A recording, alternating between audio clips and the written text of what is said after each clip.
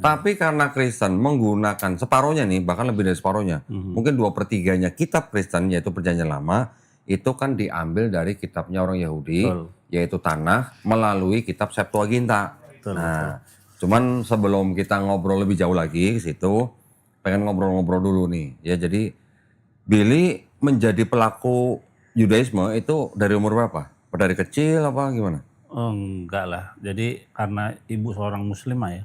Ibunya malah Muslim, terus Ayah seorang pendeta Advent dulu.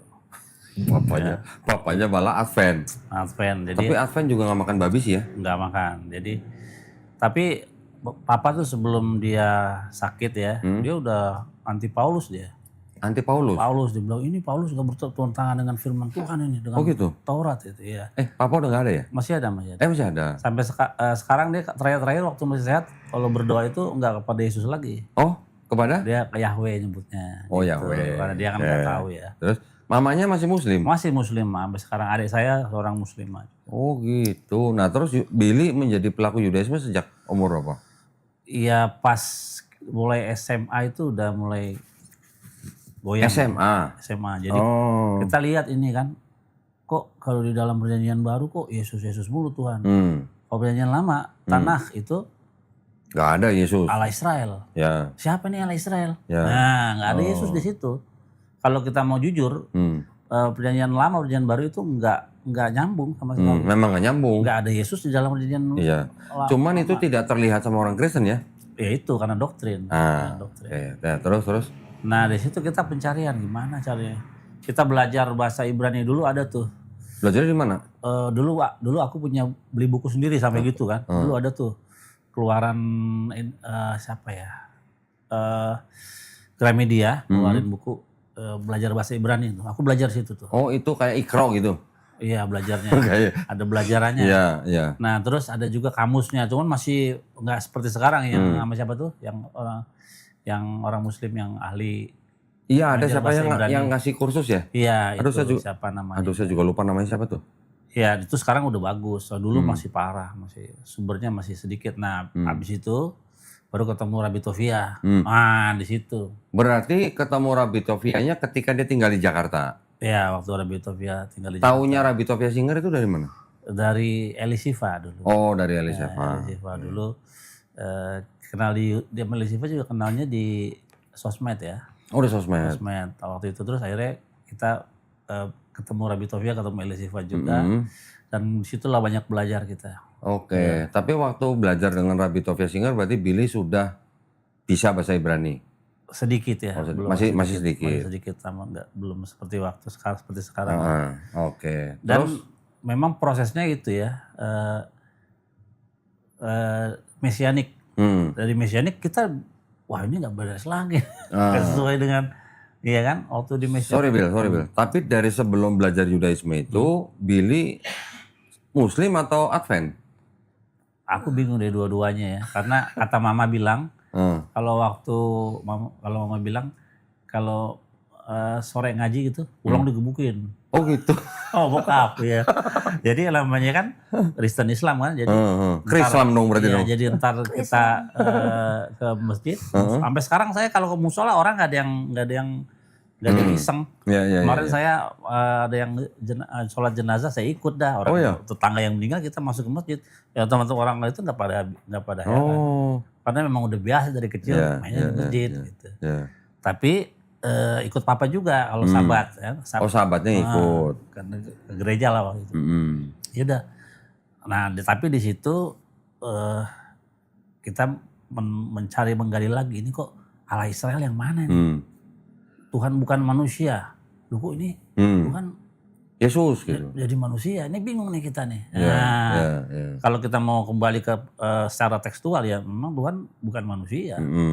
Jadi kalau ada Tuhan yang jadi manusia bertentangan dengan firman Tuhan. Bertentangan dengan perjanjian lama. Iya, dengan Taurat ya. Ya begitu. Oke. Nah, Billy ini orang yang saya pernah bilang beberapa kali bahwa saya sama Billy pernah ke sebuah pusat perbelanjaan. Terus pada waktu itu waktunya sholat asar. Ya. Iya betul. Kita sama-sama masuk ke dalam masjid. Betul. Ya. Jadi saya di soft depan sama jemaah yang lain. Billy di soft paling belakang sendirian. Ya di dinding paling belakang.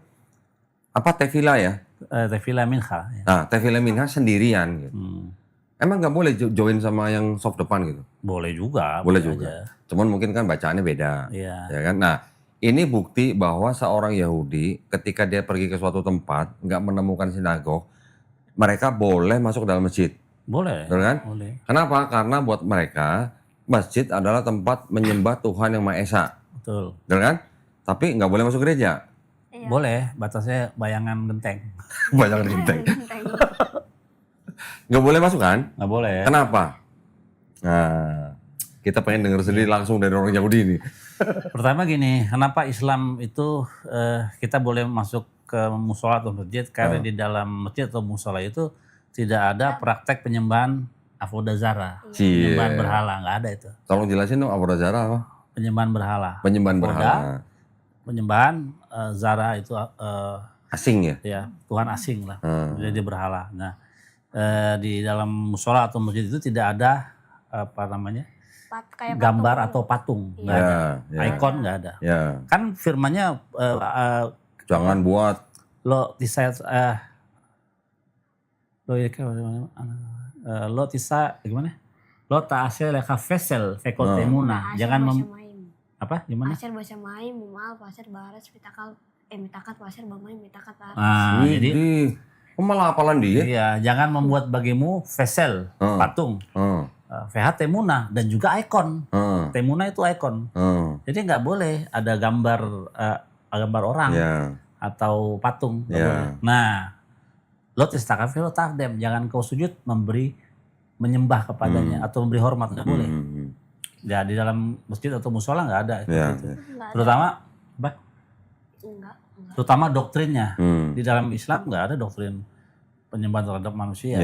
Nah kalau di dalam gereja kita melihat ya begitu kita masuk ada patung, ya patung seseorang yang dikuduskan gitu.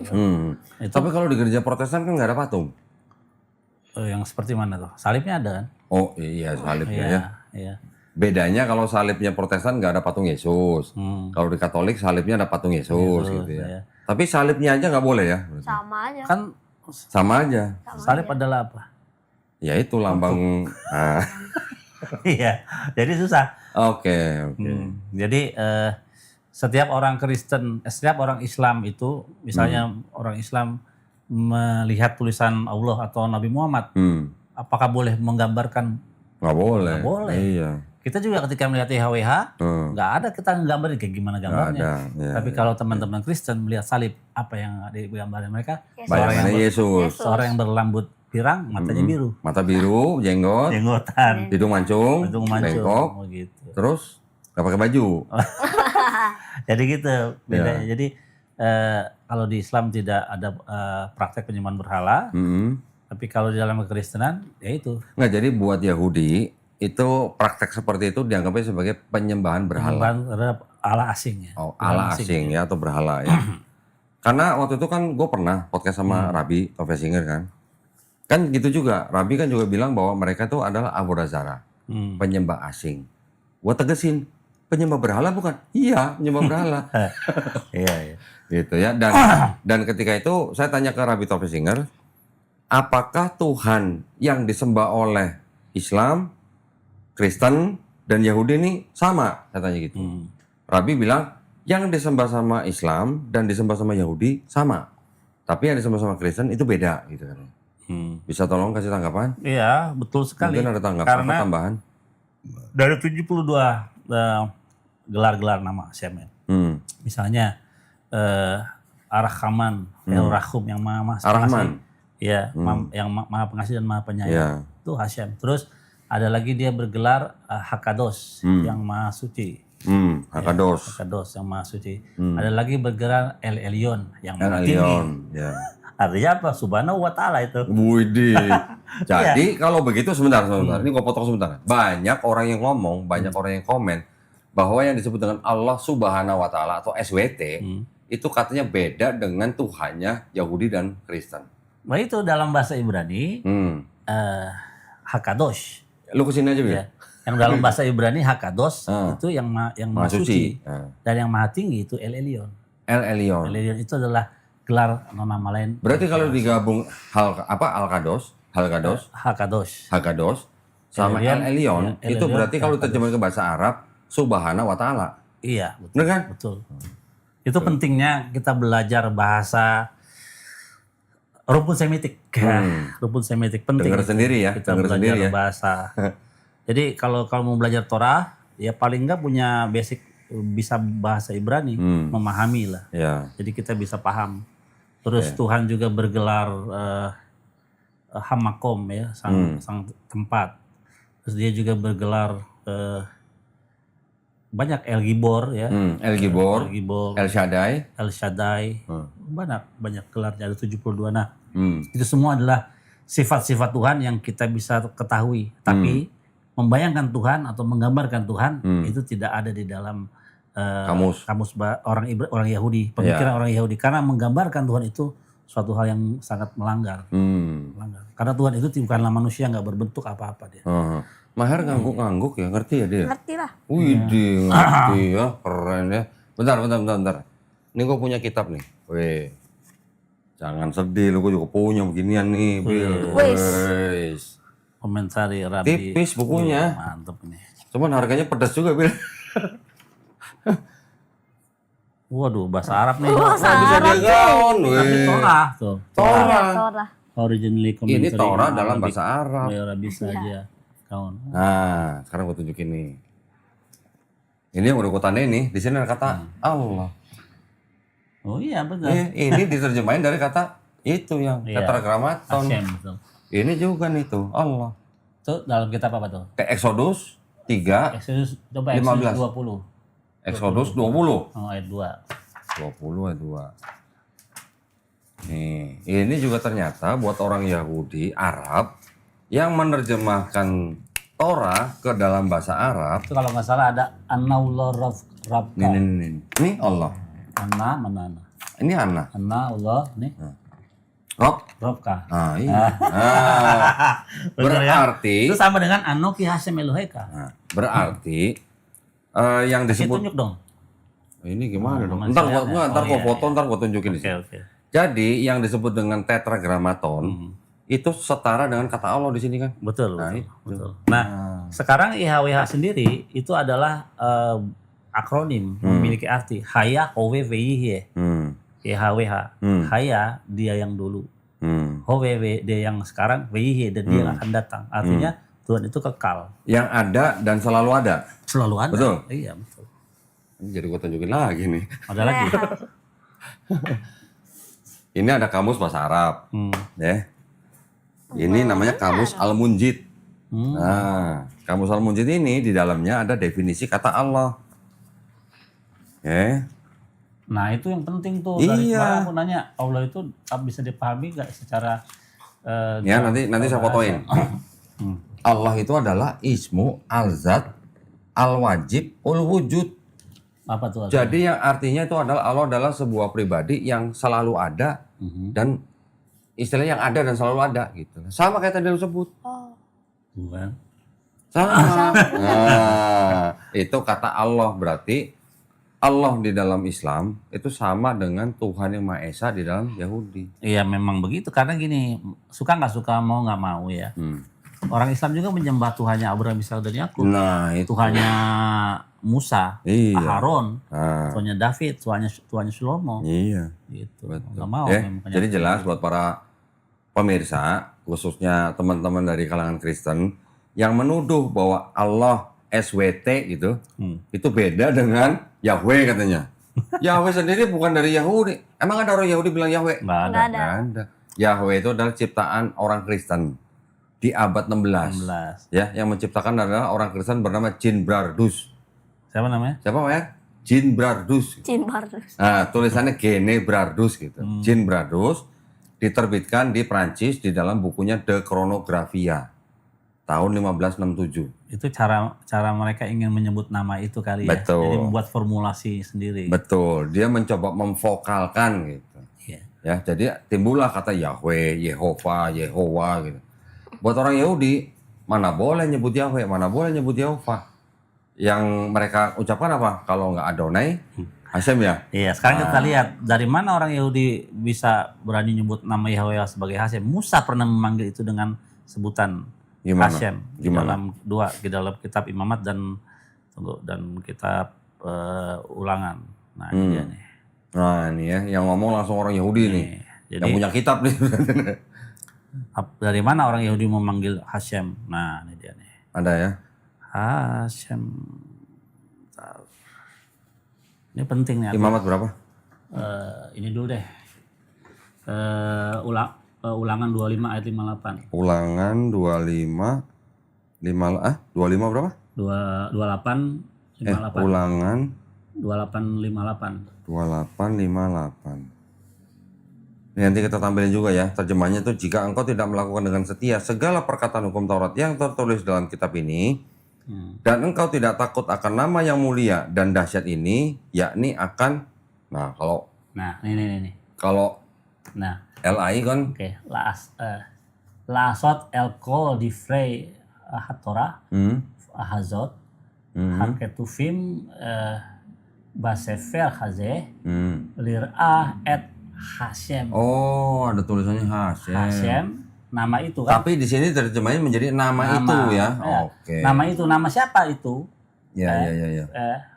Es Hashem, Hanikbat, VH Nora, Haze, baru IHWH. Ya, di sini Yod He Vav He di sini diterjemahkan di LAI menjadi Tuhan dengan huruf besar semua. Berarti Hashem, sang nama ini, ya, namanya ini IHWH gitu. Jadi di mana orang Yahudi memanggil kata Hashem dalam kitab Ulangan. Ya, tolong di screenshot dong, kirim gua. Oke. Dan ini satu lagi. Yang Adonai. Imamat. Oh, Imamat berapa? Imamat 24:11. 24:11. Terjemahannya gini. Anak perempuan Israel itu menghujat nama Tuhan. Nah, Tuhannya lebih besar semua nih. Ini lebih keren. Faikra ben Haisha, Hai Israelit, et Hashem. Tuhan huruf besar. Oke. Tuhan huruf besar. Di sini Hashem, di sini Tuhan huruf besar semua. Padahal Hashem itu artinya nama itu ya. Iya, gitu. Jadi kenapa orang Yahudi menyebutnya Hashem, ada landasannya nih. Oke. Gitu. Tolong ya di screenshot ya. Nanti kirim ya. Nah, jadi gitu ya. Dengan kedatangan Billy, kita nanti bisa banyak mendapatkan perspektif yang baru. Bener, ini penting ya, soalnya ketika misalnya saya dan teman-teman Muslim yang berapologetika dengan kalangan Kristen, ya biar bagaimanapun tidak bisa tidak kita harus melibatkan Yahudi dalam hal ini. Karena 2/3 bahkan lebih kitabnya Kristen adalah kitabnya orang Yahudi. Saya sering ngomong bahwa kitab Yahudi itu menjadi perjanjian lamanya orang Kristen melalui sebuah kitab yang namanya kitab Septuaginta. Tapi di dalam Septuaginta itu sudah diresensi sama Bapak Gereja. Origen, Lucian, Hesisius. 3 ya. Itu yang menjadi cikal bakal perjanjian lamanya orang Kristen. Betul. Nah, ketika sudah diresensi oleh ketiga Bapak Gereja ini, kitab Septuaginta itu menjadi seolah-olah berbicara tentang kedatangan Yesus di Perjanjian Baru. Ya, padahal kalau tanah yang orisinil dari Yahudi ditanya, ada nggak sih bener ada nubuat buat Yesus? Nggak ada satupun. Nol kan? Nol, nggak ada. Nihil berarti. Nah, itu ceritanya. Jadi itu yang terjadi ya. Nah, ini kebetulan ada pelakunya sendiri dan paham bahasa Ibrani dan memang menjadi pelaku yang istilahnya yang nyata gitu ya. Jadi ketika tadi saya juga bilang bahwa perbedaan antara Yahudi dan Kristen itu adalah konsep ketuhanannya. Tadi udah dibahas sedikit ya. Betul. Konsep keselamatannya. Nah, kalau di konsep keselamatan di Yahudi gimana? Keselamatan dalam Yahudi kan di dalam Torah dikatakan re'eh natati lefaneka hayom. Ayo, terusin.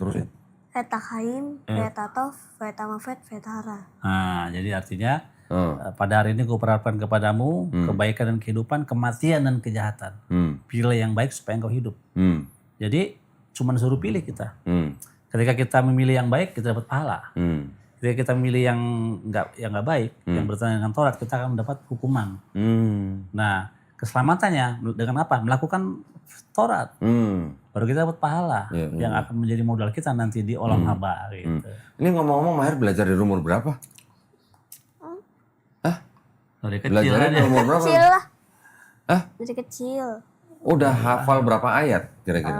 Maher. Coba itu 10 perintah Tuhan. Nah, Kepanjangan. Gak apa-apa. Gak apa-apa. Kepanjangan ah. Gak apa-apa. Nego. Coba. Hafal nggak? Hafal sih. Nah coba, ayo dong. Anokia sih mulika asyirat sitika meret misalnya beta padim lo iya leka lu makirim apa nih. Lo tasnya leka ficar pekol temu nasir bersama mengafasir bares. Mitakat wasir bamai mitakat lares. Lo tisa kafe lain pro tafdim ki anokia sih mulika elkana poketa panafot albarim. Fel silesim fel ribein besunai. OVOC keset lelafi mulai apa yosunis potai. Lo tisa ya masih mulai kalasyaf kilo enakia sih petasir isa esemuasyaf. Jakore cuma coba kasus secara tafut fasita kol maktika fe masih bisa berlasim mereka lo tase kol maka atau vineka uviteka afrika famatika uviteka fikirka senisrika isi kami masalahnya itu sama petares eta yang petul sih belum enak be masih akan berakasih macam sebut fikatu kabet etafika feti maka lemah nyariku nyameka ala ada masyarakat mereka notenak lo tirsak lo tinaf lo tiknof lo tani firaka cikir lo tahmud b trika lo tahmud esetrika fi abdo fi amato fi rosyo fi kamiro fokol asyir teriaka Kolah kapor. Anak lu semua hafal 10 perintah? Ya hafal. Gua sekarang naruh ilmu di anak-anak gitu. Semua?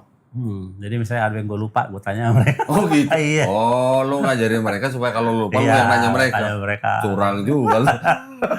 Karena kan semakin tua kan ingatan kita semakin menurun nih ya. Iya, karena kurang tidur ya? Iya. Begadak mulu sih. Ada. Keren ya, Maher ya, ternyata hafal 10 perintah Allah dalam bahasa Ibrani. Waduh. Ini sih cuma pendapat saya pribadi ya. Bisa jadi anak-anak seperti Maher umur segini hafal dalam bahasa Ibrani-nya karena bisa jadi 10 perintah Allah yang di dalam kitab mereka itu memang murni berasal dari pencipta kita. Betul, amin. Ya. Jadi kalau sesuatu yang berasal dari pencipta kita itu pasti mudah dihafal. Betul. Bahkan seperti anak-anak seperti Maher. Betul. Di Islam juga begitu kan. Bahkan anak-anak usia Maher tuh sudah hafal seluruh Quran gitu. Yang lucu, orang Kristen nggak hafal 10 perintah Tuhan. Coba. Terjemahannya lagi ya? Nggak terjemahan nggak hafal.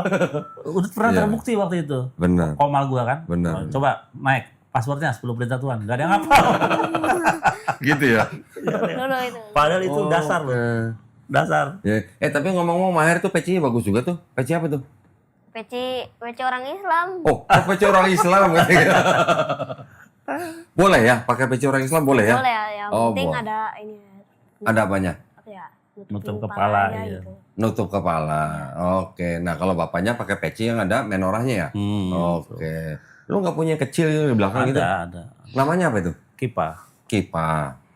Apa? Maher nggak mau pakai kipa? Mau aja mau pakai apa ya Kalau sekolah pakai peci gitu? iya Ah, di dalam kelas boleh pakai peci gitu? boleh Boleh. Sekolahnya sekolah apa deh? Sekolah Islam. Oh, sekolah Islam. iya Oh, terus nggak ditanyain sama gurunya kenapa gondrong gitu? agak Nah itu boleh. Jadi kan waktu itu, Waktu daftar. waktu anak-anak dulu sempat nggak bisa sekolah di sekolah umum, sekolah negeri ya. Sekolah Udah biasa. masuk nih, tapi rambutnya panjang gua kata guru gua. Harus potong. Harus dipotong. Waduh, kita agama ini. Wah nggak bisa kalau ya udah kita keluar. Jadi kita keluar cari sekolahan kemana-mana. Nah itulah karena kita beriman ya.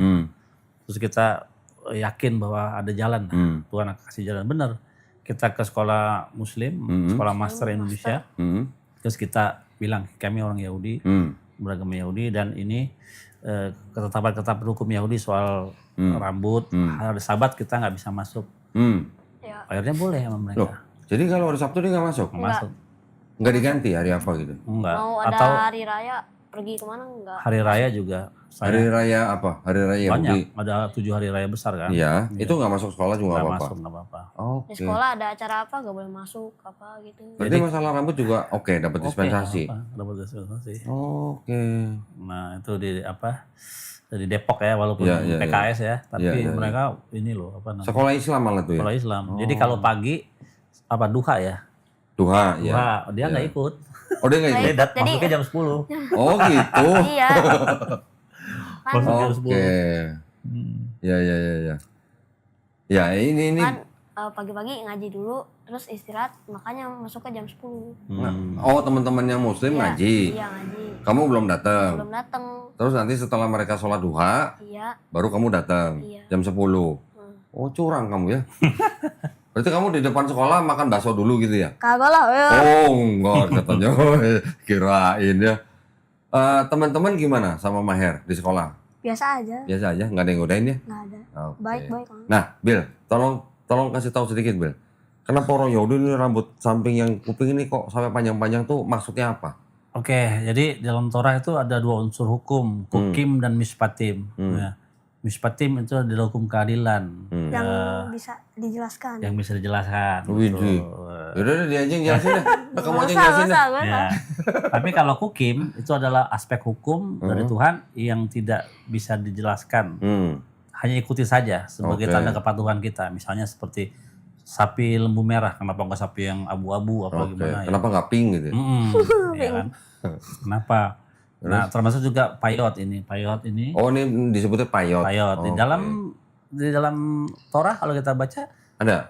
payot namanya. Oh. Cuman kan kalau di dalam ini tepi rambut. Oh, tepi rambut. Tepi rambut. Terjemahannya. Janganlah orang Yahudi memotong tepi rambut mereka Di ayat berkeliling. berapa? Di ayat berapa tuh, Bill? Coba lihat Ayat berapa, Bill? tepi rambut. Ini mumpung ya, mumpung nih. Mumpung ada yang ngasih tahu ayatnya nih. Ini saya juga belajar nih rambut. dari Billy nih. Tepi rambut. Ternyata ada perintahnya ya. Nah, imamat sama janggut nggak boleh dicukur. Ah, sama janggut. Janggut, Nah, nggak terus kamu janggutnya nggak cukur? Belum.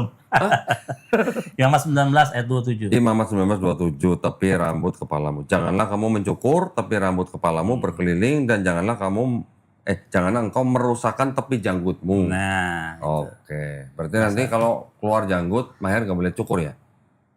lo takifu peat tuh. Oh, namanya apa? Piot. Nah, Piot. peat. Peat. Ya, Oke. nggak boleh Sip. dicukur. Nah, Nah, kalau jadi- dalam pandangan kabalis ya, kalau dari sinilah rezeki itu mengalir. Oh, Itu dari melakukan perintah ini. Jadi kalau ada orang Yahudi mencukur tepi rambutnya, ada hukuman nggak? Ya pasti pelanggar Torah itu. Iya, diapain? Ya diapain ya dalam bentuk ada kalau Sosial aja atau ada hukuman fisik? enggak, kalau di sini nggak ada. Jadi itu yang pasti melanggar Torah ya pasti ada konsekuensinya dari Tuhan. Gitu Nah, ya. jadi kenapa janggut juga kan di dalam Islam juga gitu ya janggut ya. Aku nggak tahu juga kenapa. Cuman kalau di Islam, kan kalau Yahudi kan janggut dan kumis. Kalau Islam kita janggut aja, kumis kita suruh potong. Ya untuk membedakan dengan kaum Iya, Yahudi. gitu. Biar bedain yang Iya, Yahudi iya, mana, benar, yang Islam benar, mana benar, gitu. Benar. Terus? Benar. Ya, jadi kalau dalam pandangan kabalis, kabalah begitu. Jadi dengan melakukan Rezeki turun dari situ ya. situ, Oke. gitu. Nah, sekarang kita mumpung ada Billy nih. Sebelum kita bahas konsep ketuhanan, sebelum kita bahas konsep keselamatan, konsep Mesias, kita kulik-kulik dikit lah ya tradisi Yahudi supaya teman-teman yang nonton juga istilahnya dapat info lah, dapat pengetahuan juga. Sekarang selanjutnya ini yang diikat tangan tuh, apa namanya? Tefilin. Tefilin. Itu apa hikmahnya? Apakah ada perintahnya juga atau gimana? Oke, ada kan ve'af atas meleka beka level karena sikap merdeka. Jadi Ngomong apa sih? hendaklah engkau mengasihi Hasim Elohimmu dengan segenap hatimu, segenap jiwamu dan segenap kekuatan. Oh, ulangan 6. Ya. Ayat 5. Ya, dan apa yang aku Oke. katakan kepada dia, hendaklah engkau mengajarkan berulang-ulang kepada anak-anakmu dan hendaklah engkau meningkatkan kepada lenganmu dan pada dahimu. Yang kotak. Iya, Oke. dan pada tiang pintu rumahmu. Apa di dalam itu? Yang kotak itu apa namanya? Totafot. Totafot. Isinya Isinya Taurat. Ya. Taurat. Apa? Shema, Shema Israel. Hafta, Ve'afta. Shamoa, sama berkat sit-sit. 4 ayat berarti. 4 ayat itu. Itu sejajar tuh. Shema Israel, baru Ve'afta Eloheka, baru Imshamo itu di dalam satu ayat, dalam satu Itu maksudnya ditulis di kertas, iya. Terus kertas digulung. perkamen, digulung. perkamen baru dimasukin, ada di dalam situ. Karena ada 4 kalau kita lihat itu, ada 4 4 sisi. ruang kayak garis. Nah itu di garis-garis itu adalah Oh, jadi di dalam kotak itu ada semacam kayak 4 baris. ya, 4 Setiap baris satu ayat. itu ayat gitu. Oh, Berarti gitu. kertasnya kecil banget. Iya. Yang nulis tulisannya juga kecil berarti. Oh iya. Bacanya pakai kaca pembesar nggak? Itu udah nggak bisa dibuka, nggak boleh dibuka itu. Loh, oh gitu. Itu nggak boleh dibuka. Jadi dilipet, dimasukin, nggak boleh dibuka. Iya. Sama kayak yang mezuzot yang di tiang pintu rumah. Itu juga isinya Taurat juga. Oh, setelah ditaruh udah nggak boleh dibuka. Ya, jadi kalau kita orang Yahudi mau masuk keluar, dia harus mencium itu. Oke. Gitu. Nah, itu nggak ada orang Kristen yang bilang orang Yahudi menyembah itu ya gara-gara mencium. Nggak ada. Tapi giliran mencium batu Hajar Aswad dikata menyembah batu hitam katanya. Nggak ada. Termasuk juga kita mencium tembok ratapan, itu bukan karena kita menyembah dia, tapi itu bentuk cinta kita. Iya, maksudnya nggak ada orang Kristen yang menuduh orang Yahudi menyembah tembok ratapan gitu karena mencium gitu. Tapi giliran batu Hajar Aswad dicium sama orang Islam dikata kita menyembah batu hitam katanya gitu. Iya, itu sih kalau menurut Rabbi Tovia dalam lecture-nya itu hal itu pendapat yang bodoh sebenarnya. Iya, orang gua denger gini, Christians who say that Muslim worship Blackstone are completely idiot. Sebenarnya orang Kristen tanya aja ke Islamnya yang ngerti kan. Iya. Orang Kristen kan nggak ngerti Islam. Tanya gimana apa sih maksud mencium Hajar Aswad itu? Iya. Apa? Nah, ternyata itu bukan suatu kewajiban ya. Iya, bukan. Bukan ya. Itu bukan rukun haji. Oh, Bukan. gitu. Kan itu kan orang kebanyakan melakukan itu ketika mereka tawaf, ya kan? Tawaf itu kebanyakan kita taunya kan ketika orang naik haji, ya kan? Mencium batu Hajar Aswad itu bukan salah satu rukun haji, Oh. bukan. Itu hanya sunnah. Kan kita juga pernah membaca, mungkin ya ada hadis, sahabat Umar bin Khattab pernah berbicara kepada batu itu, ngomong sendiri gitu sama batu. Nih kalau Nabi nggak pernah cium elu, gua nggak bakal cium elu gitu. Begitu sahabat ngomongnya. Jadi itu yang umat Islam melakukan itu hanya ingin mengikuti sunnah Rasul gitu aja. Oh, berarti nggak wajib ya? Enggak ada kewajiban. Apakah sekarang kalau orang naik haji lagi tawaf, dia nggak cium batu itu hajinya nggak sah? Enggak, tetap sah. Oh, gitu. Tuh. Nah, seperti itu sama orang-orang apologet Kristen dituduh bahwa kita menyembah batu hitam gitu. Ya harusnya Karena memang ada hadis juga bahwa orang yang mencium batu Hajar Aswad itu dapat menghapus dosa. Tapi orang yang menuduh menganggapnya bahwa yang menghapus dosa itu batunya. Padahal orang Islam yang mencium batu tahu insya Allah dosa kita diampuni oleh siapa? Oleh Allah Subhanahu Wa Taala. Betul. Karena apa? Karena kita sudah jauh-jauh susah-susah ke tempat Ka'bah di Mekah untuk beribadah. Nah, sekarang giliran gue balikin. Yesaya 6 ayat 6 sampai 7. Iya. Ketika Serapim menyentuhkan batu bara ke mulutnya Nabi Yesaya, dosanya Nabi Yesaya dihapus. Apakah yang menghapus dosa itu batu baranya? Dong. Nah, bukan yang menghapus dosa siapa? Hashem. Nah, gitu kan sama sebenarnya kan? Betul. Tapi pandangan atau tuduhan itu adalah tuduhan orang-orang yang ya kurang literasi berarti. Iya, gitu. makanya harus diletakkan kepada porsinya. Kalau ingin belajar Islam, ya tanya sama orang-orang Islam yang mengerti. Nah itu, betul. Rabbi Tovia Singer kan juga banyak teman muslim. Oh iya. Dan dia juga banyak bertanya. Ketika dijelaskan, dia bisa mengetahui. Jadi ketika ada orang Kristen yang menuduh yang seperti itu, dia bisa bilang orang Kristen yang nanya begitu idiot gitu katanya. Iya benar. Ya. Nah, terus tadi ada apa? Tefilin. Yang di jidat tadi apa? Totafot. Ya. Totafot. Jadi itu satu paket. Satu paket. Tefilin oke. itu ada 2 boxnya sama ikatannya. Yang di tangan itu perintah. Kan maksudnya apa dengan memakai itu? Melakukan perintah Tuhan. Ada perintahnya. Hendaklah mengikat itu pada lenganmu dan pada dahimu dan pada tiang pintu rumahmu. Satu gitu. paket itu berarti sama yang di pintu rumah. Iya. Oke. Nah, itu orang Yahudi menggunakan itu saat apa? Saharit pagi. Setiap pagi. Pagi ya. Ya, Nah. kecuali Sabat. Oh iya. Oh, sahabat nggak pakai. Wih, keren. Tahu ya. Sahabat. Asik. Memang Setiap pagi pakai itu, Bil. Iya pakai. Berdoa, pas berdoa. Berdoa. Jadi pagi itu pakai sit dulu, pakai talit, baru yang Talit itu yang kain itu. Iya, yang seragam pagi itu, Yang baru pakai tefilin, baru kita lanjut terus. Gitu. Kalau ngikutin semuanya bacaannya itu bisa 2 jam sembahyangnya. Buset lah kalau 2 Iya. jam telat berangkat kerja dong. Iya, makanya mesti pagi banget kalau mau ikut. Tapi bisa Perpendek. dikecil-kecil gitu, dipendek-pendek bisa. Nah, orang Yahudi itu sholatnya berapa kali sehari? 3 kali. Jam berapa? Apa aja namanya? Ayo coba. Apa aja namanya? Sholatnya berapa kali? syakarit. Namanya apa? Syakarit, minha, marif. 3 kali. Jamnya jam berapa aja? Dari pagi jam berapa ya? Jam 5 jam 6 lah Oh, jam 5 jam 6. pagi. Terus Sebelum matahari terbit atau boleh matahari terbit? sesudah matahari terbit ya sih. Betul. Iya. Sesudah matahari terbit. Iya. Terus yang kedua jam berapa? Jam 1 sampai jam 6. Jam 1 sampai jam 6 sore. Iya, Jam 1 siang Iya. sampai jam 6 sore. Yang ketiga malam. malam. Jam Dari jam berapa ya? 7 Dari jam 7 sampai sampai subuh. sampai sebelum matahari terbenam deh. Iya, betul. Sebelum matahari terbenam. Kan tadi Terbit, udah terbit. jam 6. Iya terbit. Salah. Terbit. Berarti jam 7 malam sampai matahari terbit. Iya. Itu waktu yang diperbolehkan. Jadi itu ada di dalam pelajarannya di dalam Misnah ya. Soal kan ditandai dengan mengucapkan Shema.